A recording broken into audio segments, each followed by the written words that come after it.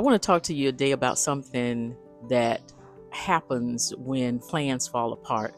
And I'm not talking about the big plans in life. I'm talking about the small one, like the travel day that doesn't go the way that you thought, or the morning that starts 3 hours behind, or maybe the arrival that doesn't go so smoothly. The moment you look around and realize that this is not what I imagined it would look like.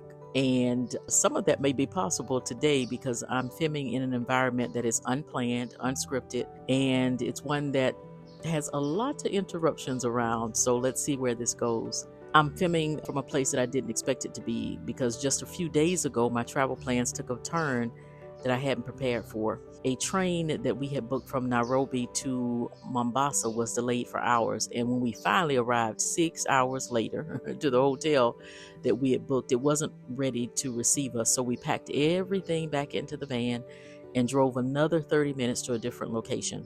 And by the time that I finally sat down, I was tired, and I was tired in a way that I hadn't really expected to be. And I noticed something happening in my body, and it was a small version of what I've watched happen in so many of the people that I've worked with over the years. The disruption of an unexpected day that sends the nervous system into a particular kind of activation. It's a quiet, unassuming one.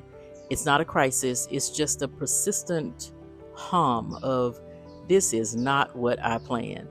And what do I do now? Where do I put my energy? When will things settle? And I found myself sitting with this question that I want to explore with you today. And the question is, what does unexpected disruption actually teach us if we allow it to? So come on inside and let's explore this topic together.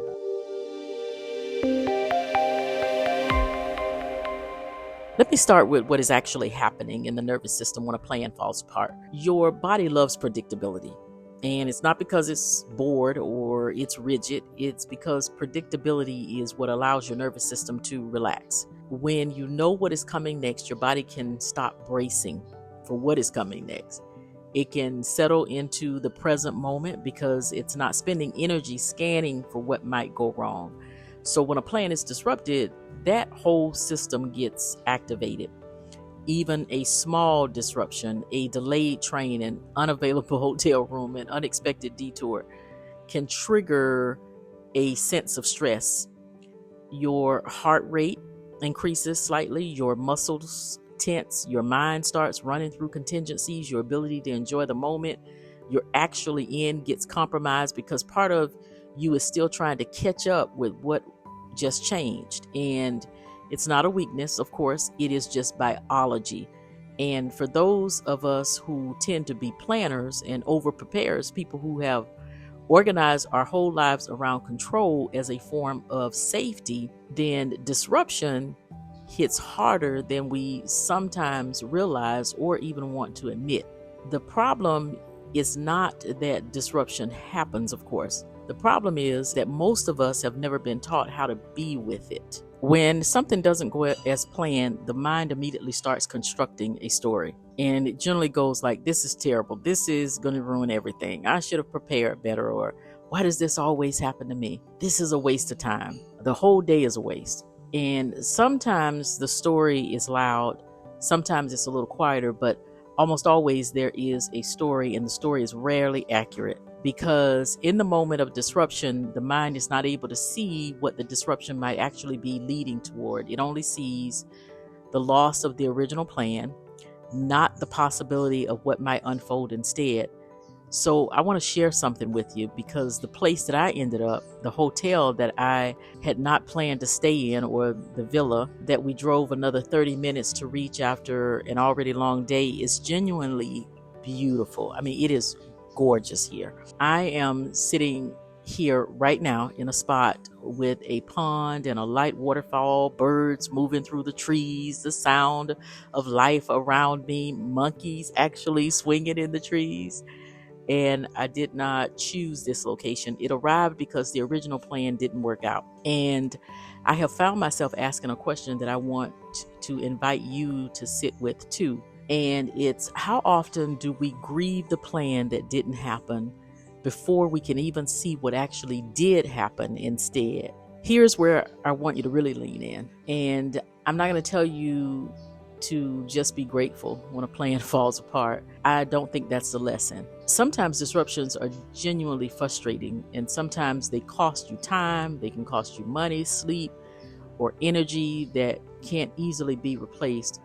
And sometimes the alternative that arrives is not better, it's simply different. The practice is not pretending the disruption didn't happen. The practice is staying present in what is actually happening now, instead of continuing to grieve the plan that already ended. And that is a different skill. And it is one most of us have not been taught explicitly. I think about my clients who have navigated so many kinds of disruption, whether it's the divorce that was not chosen, the career that collapsed, the diagnosis that arrived, the child who took a different path than we hoped, or the season of life that looked nothing like they thought it would. The people who suffer most are not the ones the disruption happened to. The people who suffer most are the ones who can't stop replaying the plan that didn't happen, who cannot bring their attention back to what is actually in front of them now, and who continue for months and years to compare the life that they are living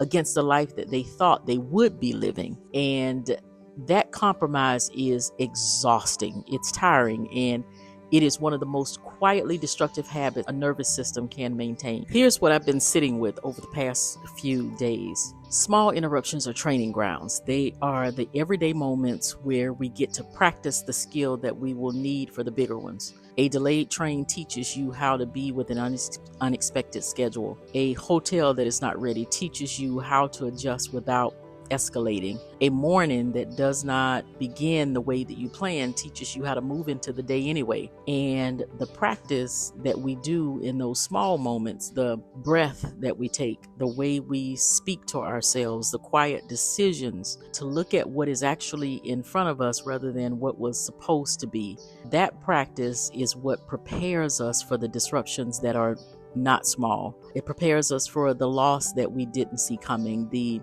transition that we didn't plan for, or the chapter that ends before we were ready, the version of ourselves that didn't know that was about to be asked for of us. And if we cannot navigate a delayed train without our nervous system spiraling, then we're not going to be able to navigate the deeper losses when they arrive. But if we practice gently and consistently with the small disruptions, then we can build a nervous system that can meet the larger ones with more grace than we probably ever expected or knew that we could. I want to offer 3 simple invitations. And these are 3 things to notice this week when disruption arrives. And invitation number 1 is to notice the story before it takes over. And that is, when something doesn't go as planned, pause and notice the story that your mind is constructing. Things like, this is terrible, or this ruins everything, or why does this always happen? And you don't have to fight the story. You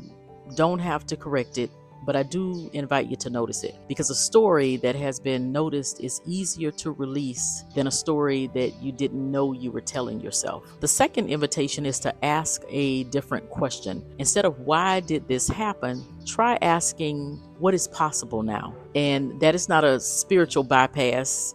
That is not toxic possibility. It is a small pivot of attention from the plan that ended to the moment that has arrived. Sometimes the answer to what is possible now is small. It's a slower pace.